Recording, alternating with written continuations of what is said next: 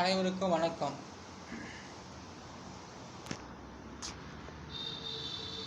திருவாசகம் இந்த என்கிற சொல்லப்பட்டு வருகின்றேன். திருவாசகங்கிறது ஆண்டோர்கள் எழுதப்பட்ட புக்கு. வாத ஊரார் எழுதினது திருவாசகம். இந்த திருவாசகத்துக்கு 5 எழுத்து. திரு 1 2 3 4 5 6 எழுத்து வருகிறது திருவாசகத்துக்கு. அந்த 6 எழுத்துக்கு உண்டான எண்களிடம் 8 5 3 3 1 7 இதெல்லாம் கூட்டாக 27. அதோடைய எண்களிடம் விதி எண் 9. திருவாசகங்கிறது ஒரு அற்புதமான எண்கிடத்தில் போய் கொண்டிருக்கு. திருவாசகம் அதோடைய விதி எண் 9 திரிகோண ராசியில் போய் கொண்டிருக்கு. அப்போ திருவாசகம் என்ற சொல் திருவாசகத்துக்கு உருகாதார் ஒரு வாசகத்துக்கும் உருகார் என்று சொல்லக்கூடியது. அதாவது திருவாசகத்துக்கு உருகாதார் ஒரு வாசகத்துக்கும் உருகார் என்பது முதுமொழி. இது திருவாசகத்தை பற்றி சொல்லும்போது உருகணும். அப்படி உருகிற மனசு தான் ஒரு நல்ல நிலை. அப்போ திருவாசகத்துக்கு உருகாதார் ஒரு வாசகத்துக்கும் உருகார். திருவாசகம் கேட்டு அதை முறைப்படி அதை மனதில் பதிந்து சென்றால் அதுதான் திருவாசகத்திற்கு உருகிறன்னு அர்த்தம். அது திருவாசகத்தை நம்ம அதனுடைய கருத்துக்கள் என்ன என்பது புரிந்து கொள்ள வேண்டும் என்பதுதான் உருகாதார். உருகணும். திருவாசகத்தை கேட்க படிக்க உருகணும்.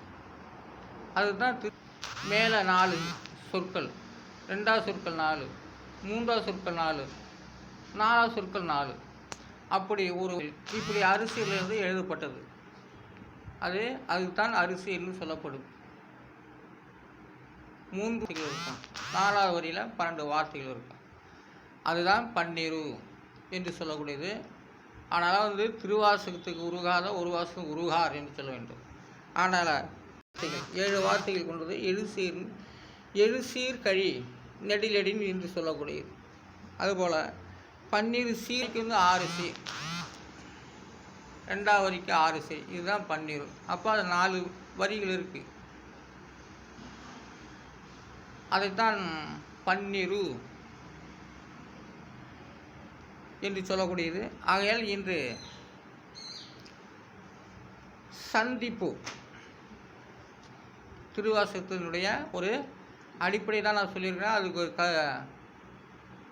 திருவாசகத்துடைய பாட்டுக்கு நான் அர்த்தங்கள் சொல்ல கிடையாது. திருவாசகம் அப்படின்னா 4 அடிக்கு மேலே 4 சொற்கள், 2வதுல 4 சொற்கள், அதுதான் 4 அடி.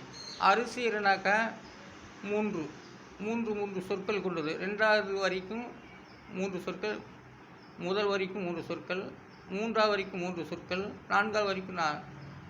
இதுதான் 3 அரிசி என்று சொல்லக்கூடியது. மற்றையில் அரிசியில் 6 வார்த்தைகள் இன்னொரு முறைக்கு உள்ளது. பன்னிருத்து என்று சொல்லக்கூடியது. அதில் 6 சொற்கள். அதை அரிசின்னு அது இப்போ பன்னிரு என்று சொல்லக்கூடியது. அப்போ மேலே 6 கீழே 6 அதுக்கு 6 மூவர் பாட்டு 24 சொற்கள் கொண்டது. அப்போது பன்னிரு, அதான் 6 மேலே 6 கீழே 6. அதுதான் ஒரு பாடல் பன்னிரு அப்படிங்கிறது. 4 வரிகள். ஒரு வரிக்கு 6 வார்த்தைகள் கொண்டது தான் பன்னிரு. இப்போது நான் விளக்கத்தை சொல்லவில்லை. அதனுடைய அடிப்படை அதோட பாட்டுக்கு தகுந்த அந்த பாடல் எப்படி எழுதினாங்கிறது தான் நான் சொல்லியிருக்கேன். எத்தனை வரிகள், எத்தனை சீர், ஒரு வரிக்கு எத்தனை சீர் என்பதை தான் நான் சொல்லியிருக்கேன். ஆனால் சந்திப்பு என்ற ஒரு வார்த்தைக்கு சந்திப்பு அப்படிங்கன்னா கிரகமும் சந்திக்கிறது, நேர்கோடுன்னு சொல்கிறது அதை சந்திப்பு. அப்போது சந்திப்புக்கு 1 2 3 4 5 எழுத்து சந்திப்புக்கு வந்து 5 எழுத்துக்கள் வருகிறது. அந்த 5 எழுத்துக்கு உண்டான எண்கணிதம் 3 5 8 6 2 இதெல்லாம் கூட்டினாக்கா 24. அதோடைய விதி என்கிறது 6. இது வந்து சந்திப்பு. சந்திப்பு அப்படின்னா கிரகங்களும் ஒரு வீட்டில் சந்திக்கிறது, அடுத்தடுத்த வீட்லையும் சந்திக்கிறது, அதுதான் சந்திப்பு. நம்ம மனிதர்கள் வந்து சந்திக்கிறதெல்லாம் கிடையாது. மனிதர்கள் வந்து பிடிச்சி சந்தித்து கை கொடுக்கறது இல்லை. கிரகங்கள்லாம் பார்த்தாலே போதும், அதோட ஒளி ஒவ்வொரு கிரகத்தின் ஒவ்வொரு நேர் கோட்டில் வரும்போது பார்த்தாலே போதும், அதுதான் சந்திப்பு. உயிரினங்கள் கட்டி தழுவுறது போல், மனிதர் கட்டி தழுவுறது போலலாம் கிடையாது கிரகங்கள். அதாவது சந்திப்புங்கிறது அதோடைய விதியின் 6. அப்போது சந்திப்புக்கு வந்து 6, அது 6 கிரகமாகவும் வச்சுக்கலாம். நேர்கோட்டில் வருது அவ்வளோ சொல்கிறோம் இல்லையா, அதான் சந்திப்புக்கு 6 கிரகங்கள். அப்போது இந்த 6 கிரகங்கிறது சந்திப்புக்கு புதன் வெள்ளி பூமி செவ்வாய் வியாழன் சனி, இதுதான் 6 கிரகம். இந்த கிரகங்கள் வந்து 6 கிரகம் சந்திக்கிறது. சந்திப்புங்கிறது அதான். சந்திப்புக்கு வந்து 5 எழுத்து, அதோடைய எண்கணிதம் 24 கூட்டினாக்க விதி எண் 6. இதுதான் சந்திப்பு. இந்த சந்திப்புங்கிறதுக்கு கிரகம்தான் வானில் வந்து 6 கிரகங்கள் 7 கிரகங்கள்லாம் சந்திக்கிறது உண்டு. இப்போது வந்து ஜூன் மாதம் 3ஆம் தேதி 8 கிரகங்கள் சந்திக்கிறது.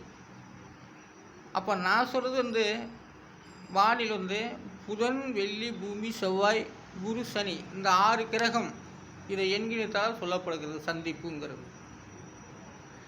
அப்போ வானில் வந்து 8 கிரகங்கள் ஜூன் 3 இந்த 8 கிரகங்கள் வந்து சூரிய உதயாதிக்கு முன்னதாகவே வானில் வந்து பெருங்கனாலே பார்க்குற மாதிரி தெரியுது அப்படின்னு சொல்லியிருக்காங்க. இதுதான் இந்த எண்கணித பிரகாரம் சொல்லப்பட்டு வருகின்றேன். இந்த வானில் வந்து எண்கணிதம் வந்து 6 கிரகங்கள் சொல்லப்பட்டுள்ளது. ஆனால் நம்மளுடைய கிரகங்கிறது 13க்கு அந்த யுரேனஸ் நெப்டியூன் புளோட்டாலாம் ஒரு கிரகமாக ஒரு காலத்தில் வச்சுருந்தாங்க.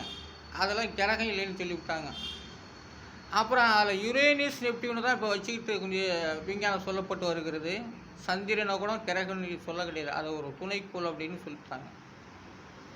ஆனால் இப்போது வந்து நான் சொல்லக்கூடியது எண்கணித பிரகாரம் 6 கிரகங்கள் வானில் தோன்றுகிறது. அத்துடன் வந்து யுரேனஸ் நெப்டியூனும் தோன்றுகிறது. அப்போ 8 கிரகங்கள் ஜூன் மாதம் 3ஆம் தேதி விடிய காலைக்கு சூரியன் உதிக்கிறது முன்னே தெரியும். அப்போ அது தேய்பிறையில் தெரிகிறது.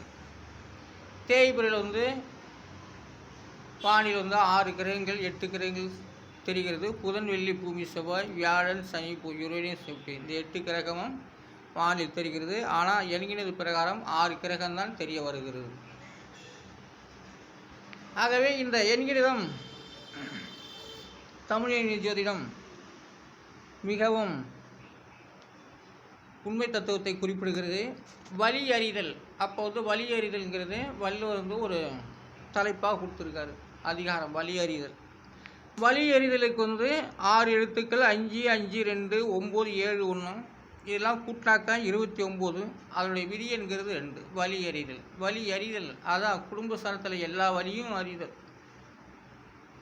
ஆனால் வழி அறிதலுடைய எண்கணிதம் விதி எண் 2. மெய்யுணர்தல் அதுவும் ஒரு வள்ளுவர் வந்து அதிகாரமாக 10 குறளுக்கு எழுதியிருக்காரு. மெய்யுணர்தலை 4 8 4 4 6 9 7 1 இதெல்லாம் கூட்டினாக்கா 39. அதோடைய விதி என்கிறது 3. மெய்யுணர்தல் விதி எண் 3. நிலையாமை. நிலையாமைக்கு வந்து 4 எழுத்துக்கள்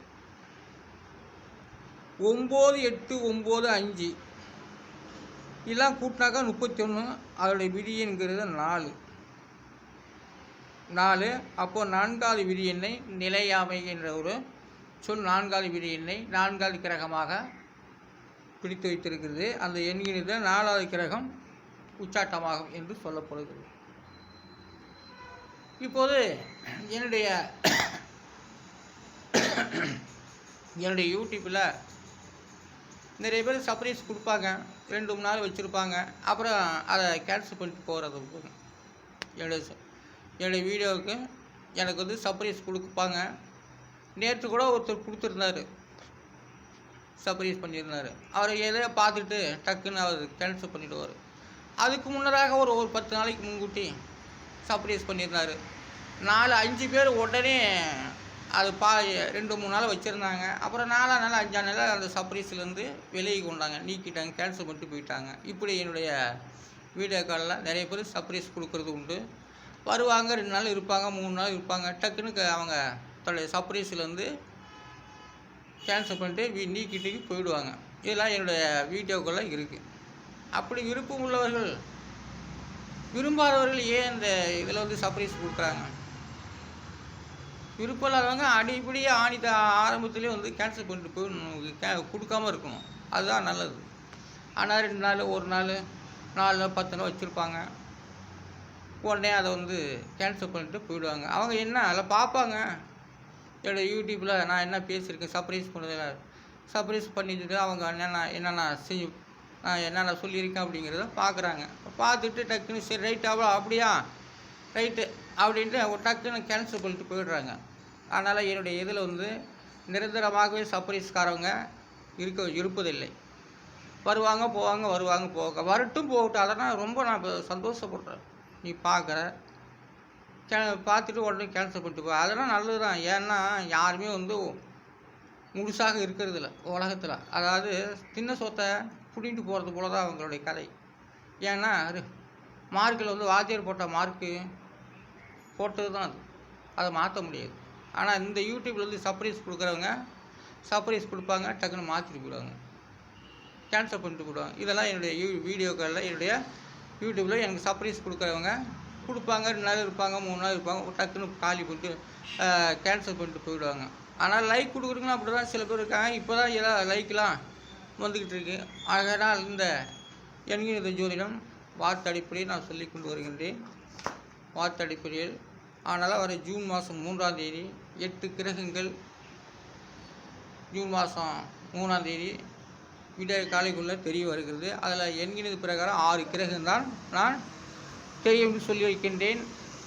வானிலிருந்து புதன், வெள்ளி, பூமி, செவ்வாய், வியாழன், சனி இந்த 6 கிரகம்தான் என்னுடைய எண்கிணத்து தெரிய வருகிறது. யுரேனியஸ், நெப்டின் வந்து அது கிரகத்தில் பஞ்சாயத்தில் இல்லை. அதுபோல் வந்து ஆனால் விஞ்ஞான அடிப்படையில் 8 கிரகங்கள் தெரிவதாக சொல்லப்பட்டு உள்ளது. நான் இந்த எண்கிற வார்த்தை அடிப்படையில் சொல்லி கொண்டு வருகின்றேன். சரிங்களா? நான் வந்து அரியலூர் மாவட்டம் திருஞான சமுத ஜோதிடர், தமிழ் எண்கிற வள்ளுவர். பிடித்திருந்தால் நிறையா கொடுங்க, லைக்லாம் கொடுங்களாம். நிறைய பேர் பாருங்கள். நன்றி, வணக்கம்.